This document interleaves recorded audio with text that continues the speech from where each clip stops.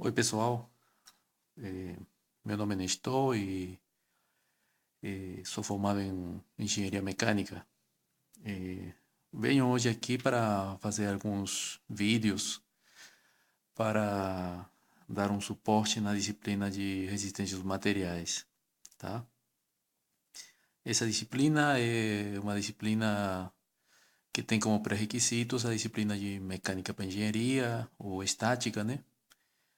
As disciplinas também que fornecem algum tipo de ferramentas, física 1, a parte de álgebra linear, certo? Para resolver sistemas de equações e saber muito sobre a parte de geometria e trigonometria, né? Porque alguns problemas, quando deixam de ser estaticamente determinados, partem para indeterminados. Então, aí só se resolve mediante as equações de geométricas, né? Alguns tipos de comportamentos geométricos.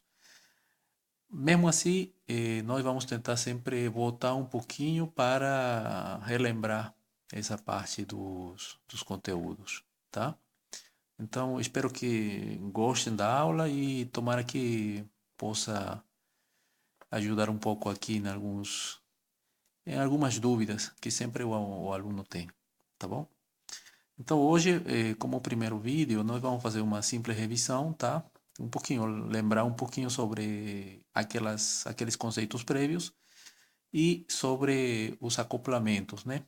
Acoplamentos que sempre vão se encontrar em algum tipo de sistema ou estrutura, tá bom?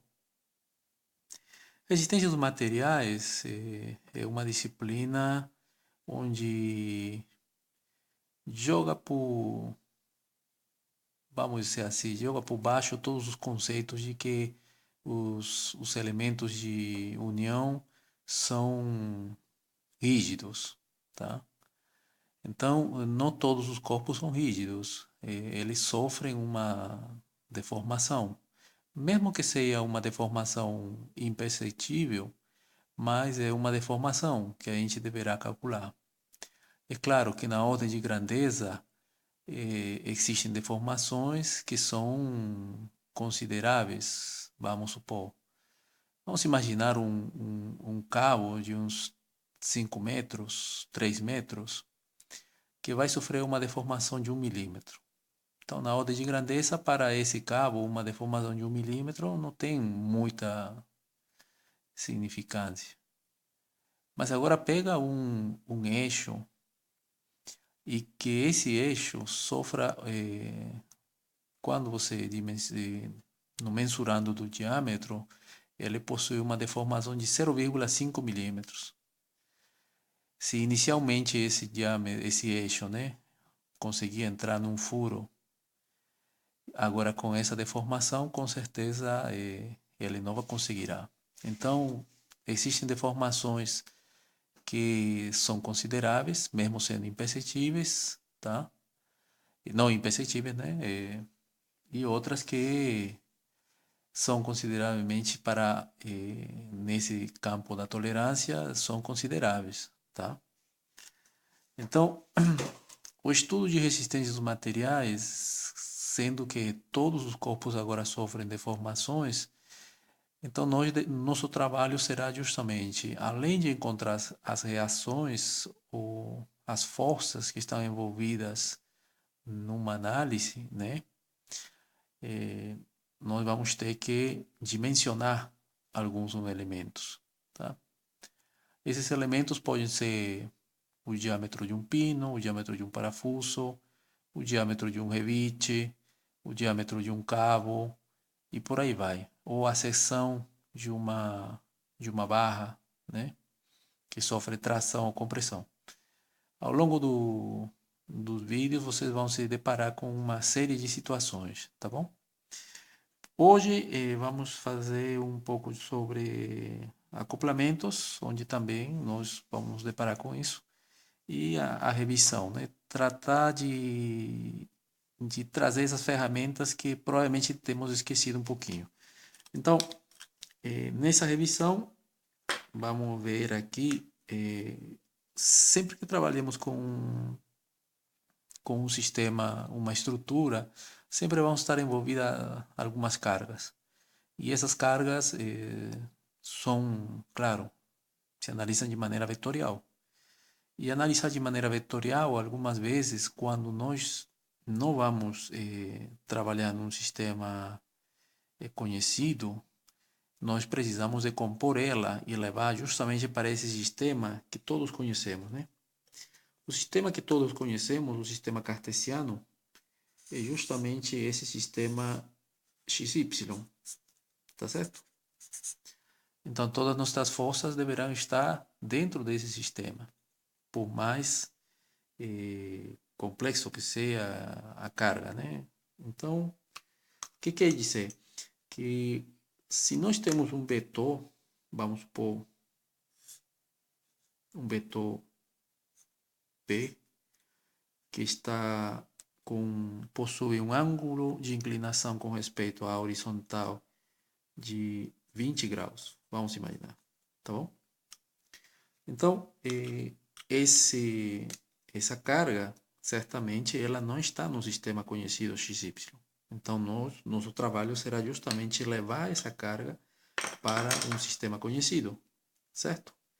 E o sistema conhecido, gente, é simplesmente decompor essa força, certo?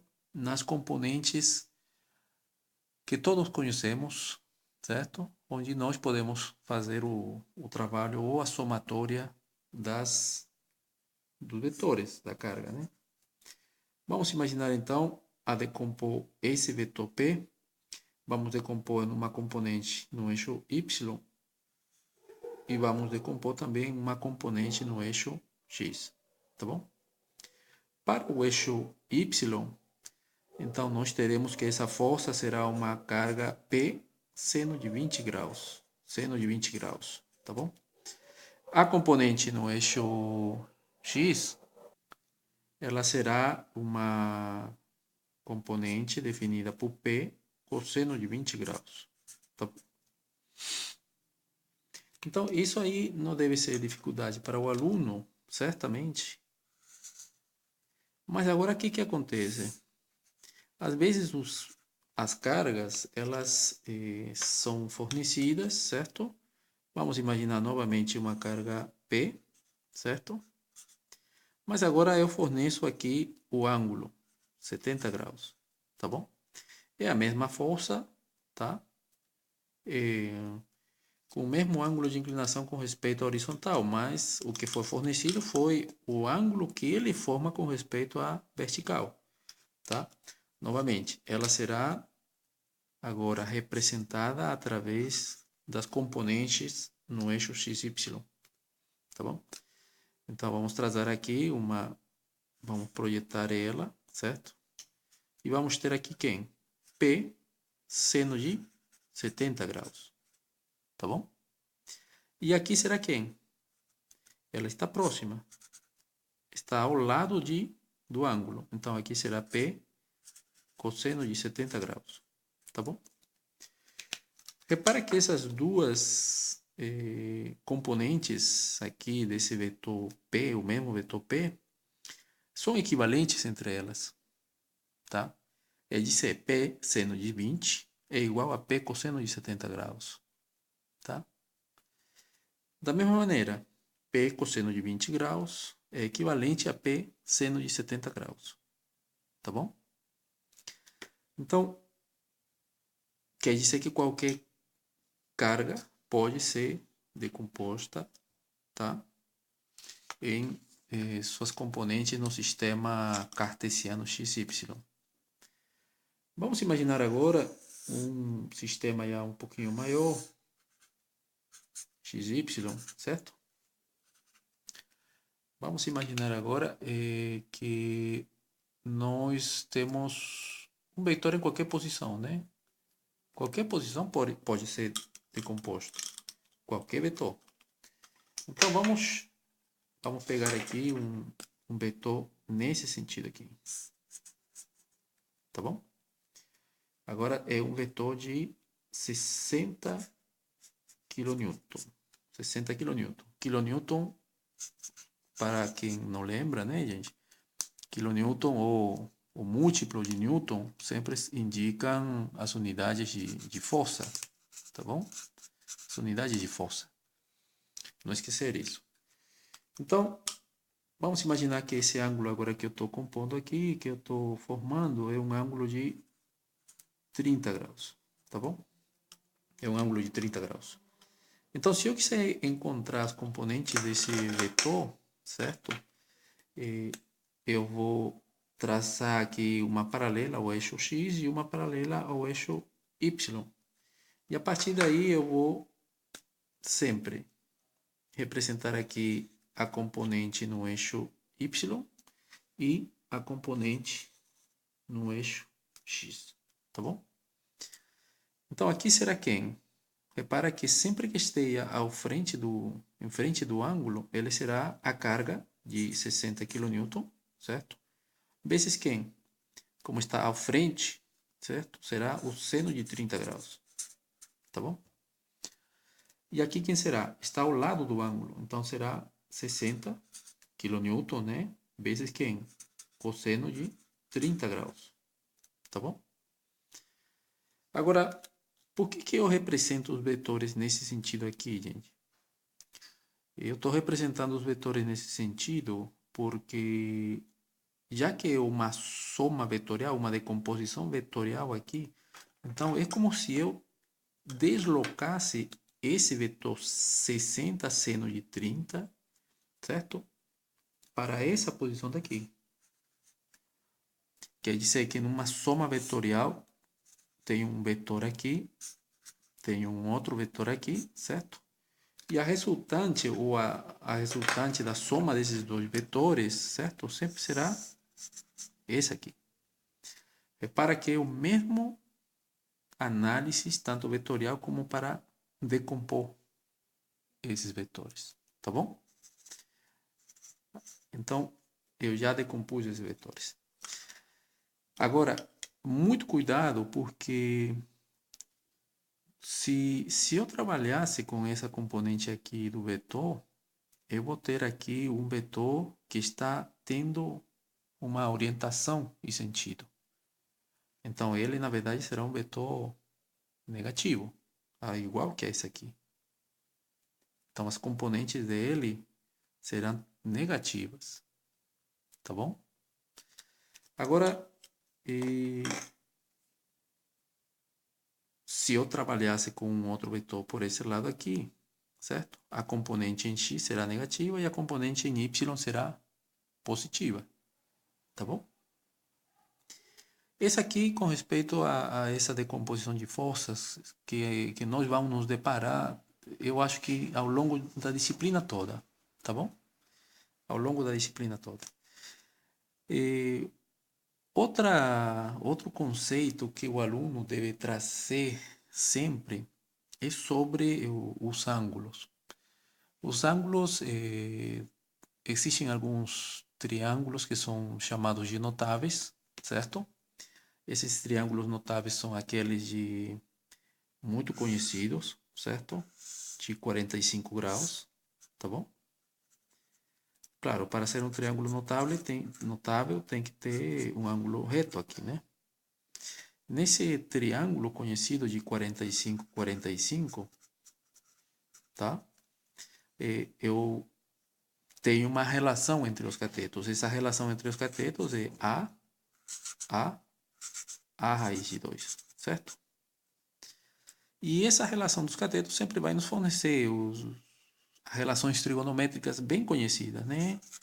O seno de 45 graus, quem será? Será o cateto oposto dividido entre a hipotenusa. Será A dividido por A raiz de 2, né? Daqui você, pelas relações trigonométricas, os arranjos, a álgebra, isso vai ficar dessa maneira, né? Raiz de 2 sobre 2. Uma particularidade acontece com respeito ao cosseno de 45 graus. Devido a que esses lados são iguais, então o cosseno também será raiz de 2 sobre 2. Tá bom? Como se chega a isso? Bom, é simplesmente cancelar, certo? e vou multiplicar por raiz de 2 em cima e raiz de 2 embaixo. Igual aqui, né? Cancelo A, multiplico por raiz de 2 em cima e raiz de 2 embaixo. Raiz de 2 vezes raiz de 2 é 2. E 1 vezes raiz de 2 é raiz de 2. Tá bom? Então, dessa maneira, eu posso determinar o seno, cosseno, tangente, cotangente e por aí vai, né? A tangente de 45 graus, gente, será quanto? 1, né? É 1. Assim como eu tenho esse triângulo de 45, também posso ter um triângulo de 30 e 60. Esse triângulo de 30 e 60 também é um triângulo muito conhecido, que muitos de vocês vão ver ao longo da disciplina. Quer dizer que esse ângulo aqui é 30, esse ângulo aqui será 60 graus, tá bom? A relação entre esses catetos e a hipotenusa nos dizem que esse lado é como se fosse A raiz de 3, e aqui é como se fosse 2A, tá bom? Novamente, se eu quiser determinar o seno de 30, né? O seno de 30, eu vou dizer que o seno de 30 é A dividido por 2A. Na hora de eu cancelar isso aqui, né, gente? Eu vou ter que o seno de A é 1 médio, tá bom? Nunca vocês vão encontrar um seno de 30 igual a A sobre a raiz de 2, vamos supor. Não, você vai encontrar sempre um número, tá bom? E como vocês sabem, o seno e cosseno, ele varia de, de menos 1 a 1, né? De menos 1 a 1. Para esses ângulos agudos, eles variam de 0 a 1, né? Não, menores que 1. Se eu quiser calcular o cosseno de 30 graus, novamente, o cosseno de 30 graus será A raiz de 3 dividido por quem? Por 2 vezes A. Isso aqui, na hora de cancelar, né, gente? O que será? Será a raiz de 3 dividido por 2, tá bom? A tangente de 30 graus, tá? Quem será? A tangente de 30 graus será o cateto oposto A dividido por A raiz de 3, tá bom? E aqui, cancelando, será 1 dividido por raiz de 3. 1 dividido por raiz de 3. Novamente, se eu fizer o processo de multiplicar vezes raiz de 3 em cima e vezes raiz de 3 embaixo, vai ficar o quê? Raiz de 3 sobre 3, né? Raiz de 3 vezes raiz de 3, tá?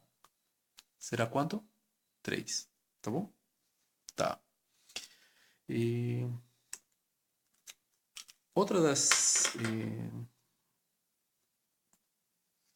coisas com que vamos nos deparar, às vezes, é sobre as forças resultantes, né? E as forças resultantes que se calculam a partir de uma carga distribuída. O que é uma carga distribuída, gente?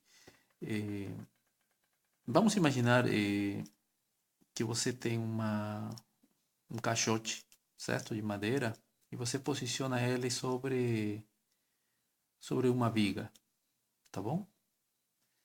Então você vai reparar que essa carga, esse peso total do caixote, se for homogêneo, né, estará distribuída de maneira homogênea ao longo de todo o comprimento que ele vai ocupar.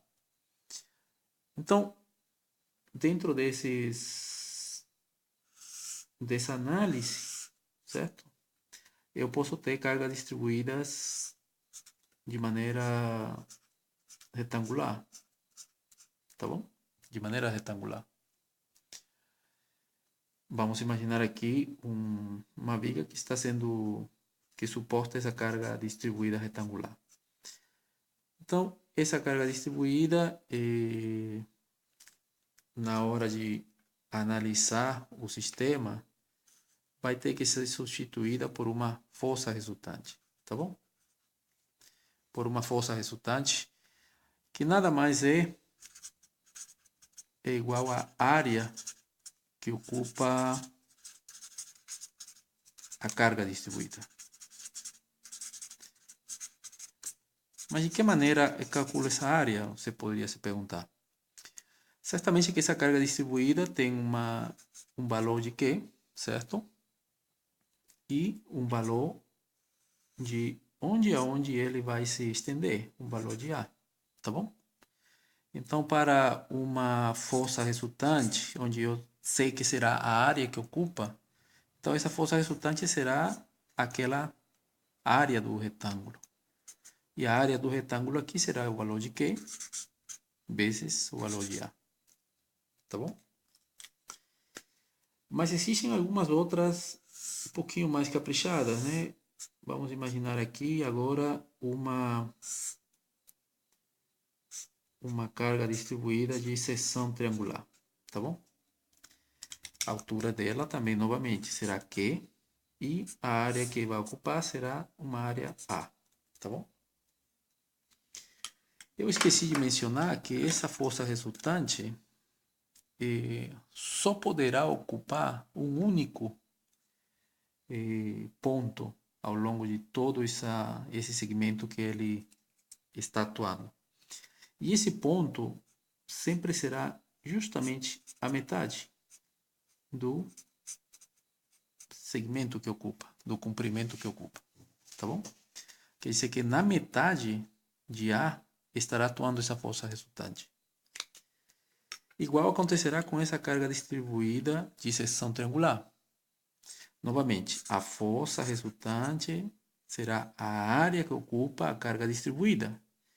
Só que essa força resultante será a área de um triângulo, tá bom? É a área de um triângulo. E a área de um triângulo, como vocês sabem, é a base vezes a altura dividido por 2.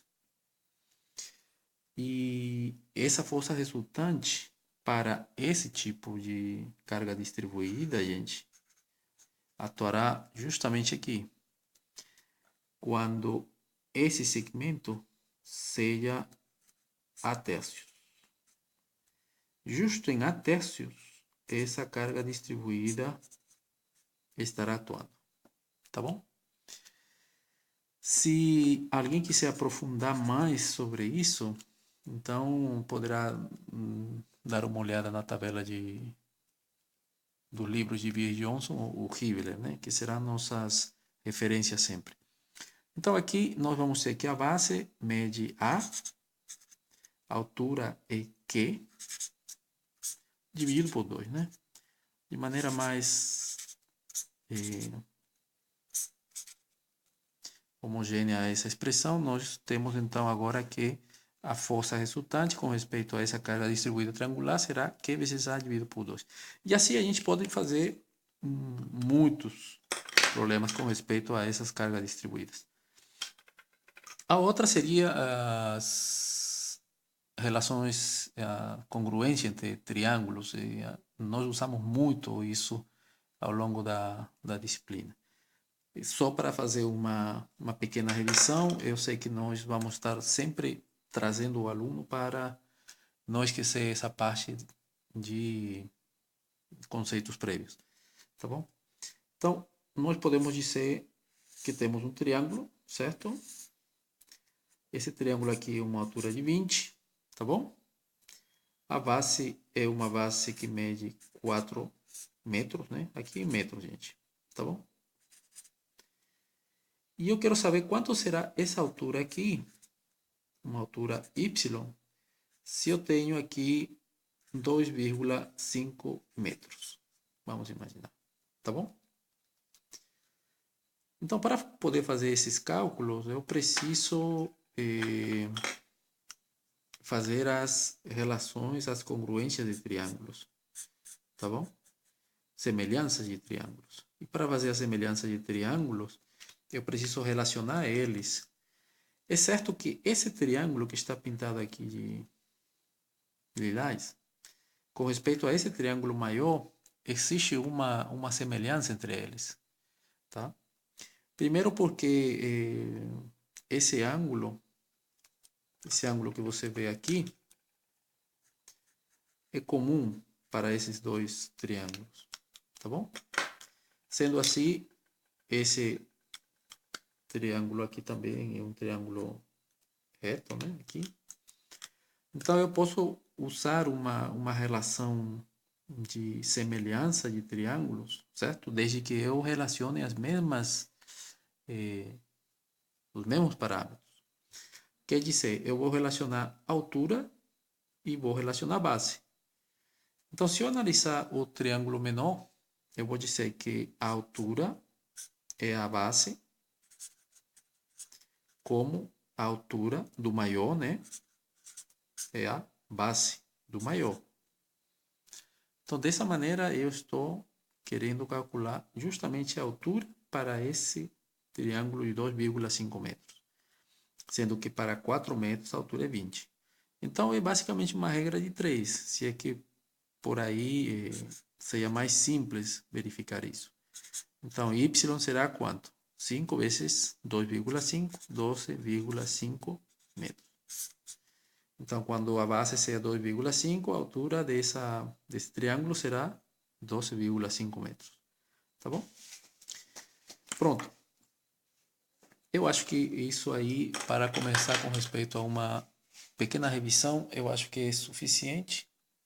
Vamos tentar agora fazer os acoplamentos, tá certo? O que acontece com os acoplamentos?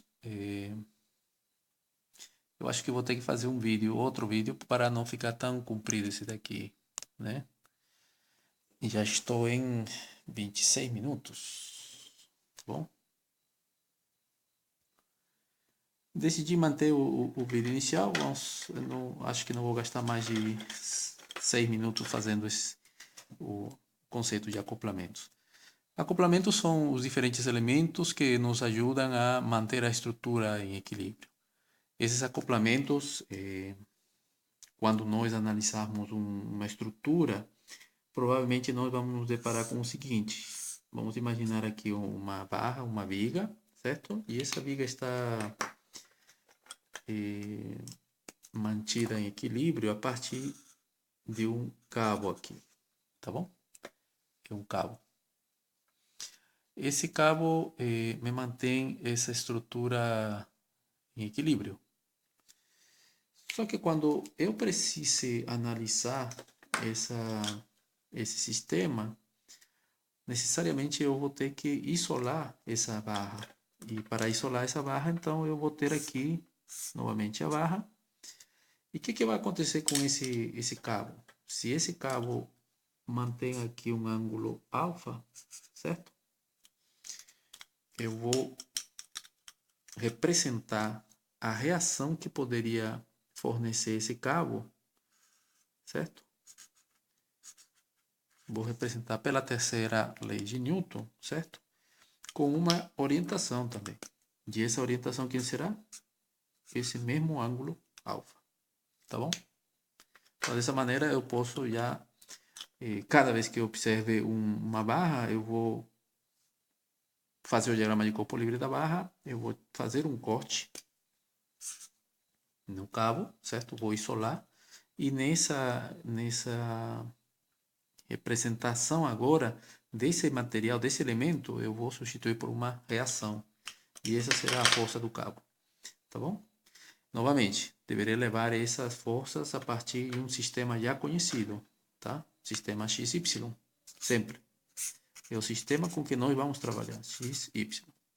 Não podemos trabalhar com essa força, então teremos que decompor depois. Outro material de acoplamento ou junção que nos permite manter a estrutura como estrutura em equilíbrio serão os pinos, né? Aqui temos os cabos, pinos. Existirá o pino externo, certo? Temos aqui uma estrutura, uma viga, temos aqui um pino externo. Na hora de fazer o diagrama de corpo livre ou substituir esse pino externo, nós vamos substituir sempre por duas cargas. Uma carga componente em X e em Y, perdão, e outra carga componente em X, tá bom? Além de existir o pino externo, existirá um pino interno. Então, quando nós representemos o pino interno, na hora de eu isolar um deles, novamente, eu vou ter que substituir essas reações, certo? Tanto no eixo Y como no eixo X, tá bom? Sempre. Sempre quando tenha pinos, então, vou substituir por duas reações. Além disso, vai existir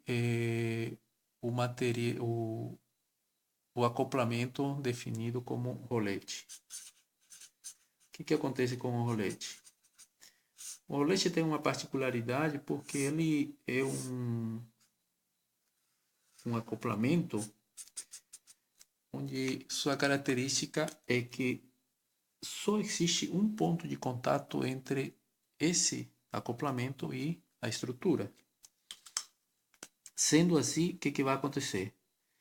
Eu vou pegar essa mesma viga, certo?